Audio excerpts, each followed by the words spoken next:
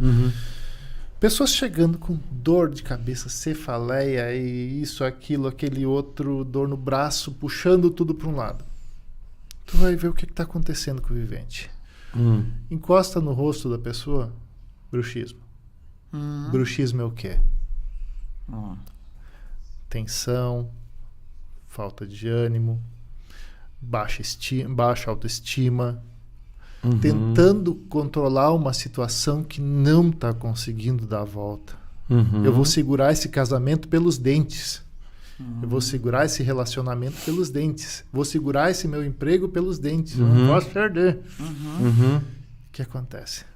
Trava a cervical, trava o braço, trava o corpo. Como se tivesse uma âncora puxando para um lado.